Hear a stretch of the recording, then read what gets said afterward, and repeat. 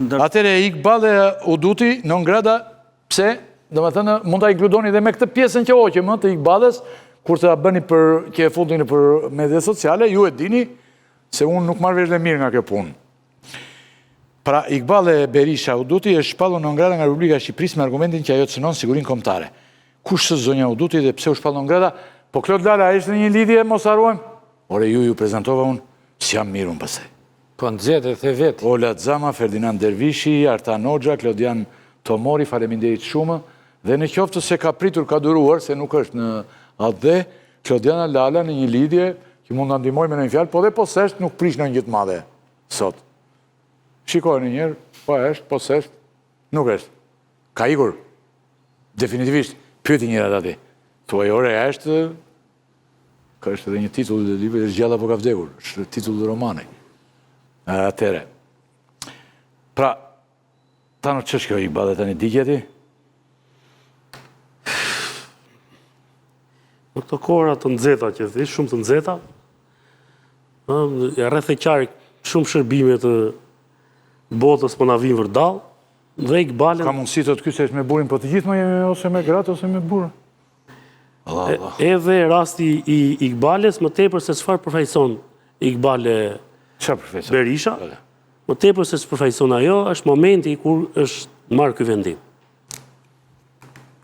Po të shikosh, ditët e fundit ka disa veprime konkrete që vinë nga qeveria, nga Partia Socialiste, duke u përpjekur të sillin fakte dhe argumente që protesta është e nxitur, është e ushqyer, është e mbështetur nga regjimi iranian.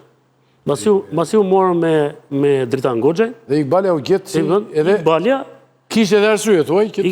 Në rastin e Iqbaljes i plotëson më tepër kushte se sa Dritan Goxhaj, për ta fajsuar ose për ta akuzuar si njëri i cili është në shërbim të regjimit iranian.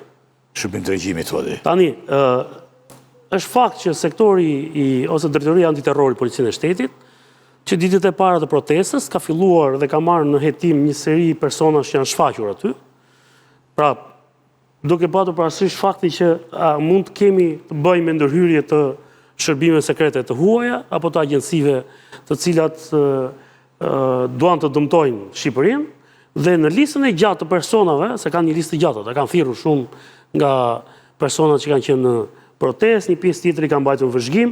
Rasti Iqbalës është plotësuar dokumentacioni, është dërguar ministrit Lamallari dhe ministri Lamallari vendosi që ta shpallit pa dëshirueshme Iqbale Berishën për shkak se, pra për 15 vjet, për shkak se sipas ministrit Iqbale Berisha është një personazh e cila ka mbështetur regjimin e Iranit.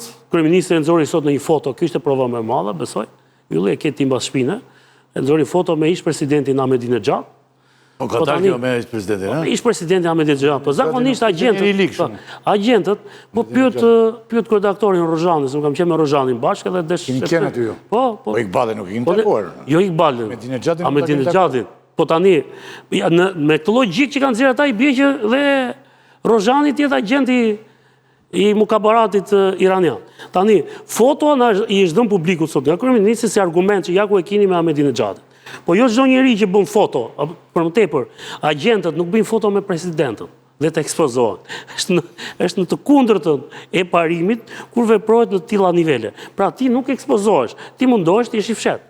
Gjithsesi, është parë aktiviteti që ka patur në media Iqbalja, qëndrimet që ja ka mbajtur, dhe po them me atë standard që është vendosur ndaj Iqbale Udutit, Berisha, lista është shumë e gjatë, do të ketë persona të tjerë që do të shpallen non grata, sepse që nga momenti i fillimit të luftës Iran-Izrael dhe pastaj Shtetet Bashkuara të Amerikës, ka patur një seri njerëzish që kanë mbajtur qëndrime të tyre shqiptar nga Republika e Maqedonisë, Republika e Kosovës, të cilët po të ndjekim të standard duhet të shpallin gjithë non grata në mos vinë në Shqipëri. Në rastin konkret, zonja ka ardhur në Shqipëri, në ditën e protestës. Jemi okej, me që është e përdorur është shumë e kuptueshme. Vetëm që zonja i plotson kushtet për këtë, i plotson të kështë.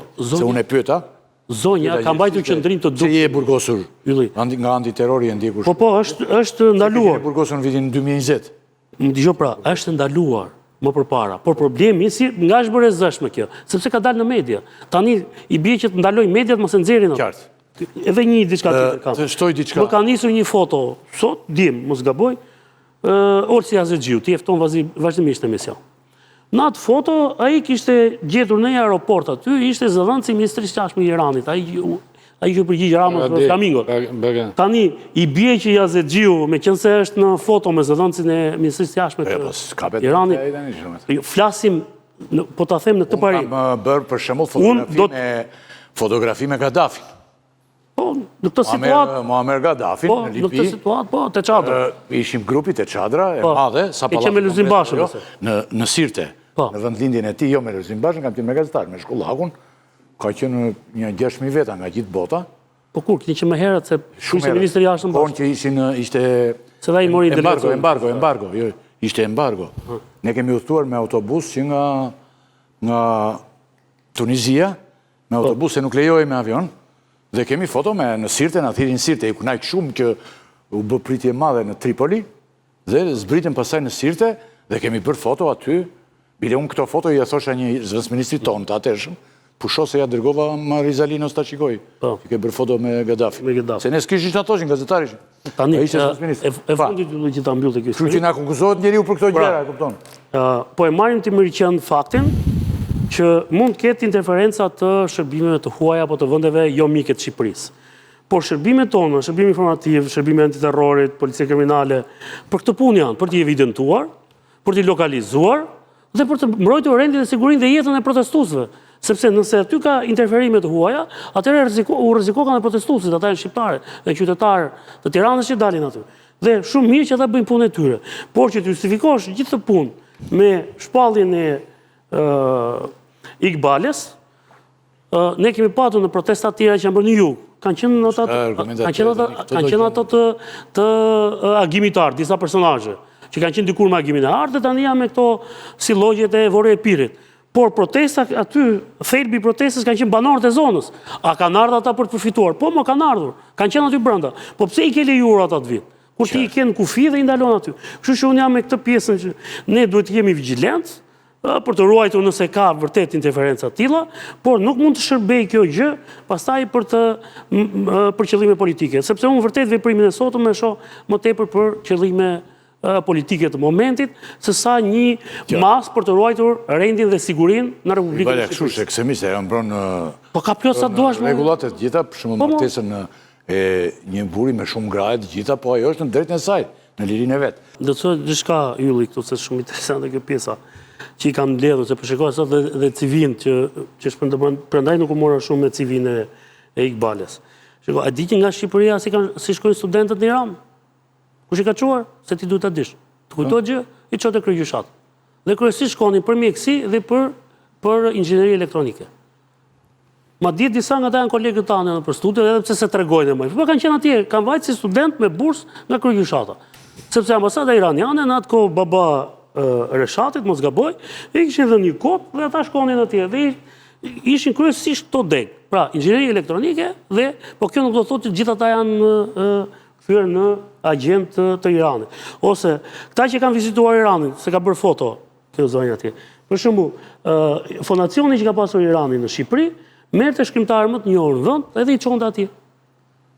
Dhe kjo i lidhe Persia, kryesisht historia e Persisë, dietarët pers, autorët dhe shkrimtarët pers, pra ishin në këto kuadër. Sigurisht ata punonin për t'i bërë. Shkuar, është e vërtet që ata kanë pasur një synim në Shqipëri, po jo të tanishëm, të më parshëm. Gjithçka ka ndryshuar me si thua acarimin e Shtetet Bashkuara, Izraelit e tjera. Po ka qenë fondacioni Sadi Shirazi. Me largimin e ambasadës, me probleme që kemi pas në këtu, gjithçka ka shkuar drejt, po thuj, zeros. Po më përpara kanë bërë investime dhe diku në shërbimi tonë sekreti kanë dalë të dhëna, të dokumentuara që kanë dashur të bëjnë dhe një televizion. Pra, dikur po, ata kanë pasur goxha fuqi, por kjo fuqi tani është minimizuar. Radio Teherani vazhdon ta ketë emisionin gjuhës shqipe, nuk e ka mbyllur. Sektori i gjuhës shqipe, Po pra sepse ata janë të detyruar ta mbajnë për shkak të kundërshtarëve politikë që kanë në Manz. Janë detyruar patjetër që të bëjnë një farë ballance. jo e kanë pas gjithkohë sot. Gjithsesi, Ylli, ta mbyllim për këtë pjesë, nuk e di çfarë mund thonë të tjerët në studio, momenti që u përzgjodh për ta bërë si shembull Iqbale Berishën, vjen me njëherë mbas sulmit që u bë personit i cili deklaroi 5 pikat atje, që është personazh shumë i njohur në studio, edhe ti besoj e ke pasur në studio. Dritan Goxhaj, pra duket sikur Jo, unë e kam thirrur, këtërat e thira me insistim, por redaktorët e mi dhe nuk pranoj dhe u habite shumë. Qeveria po mundohet të japi fakte që Irani është i përfshirë te protesta dhe ja ku i kthimi njerëzit e Iranit.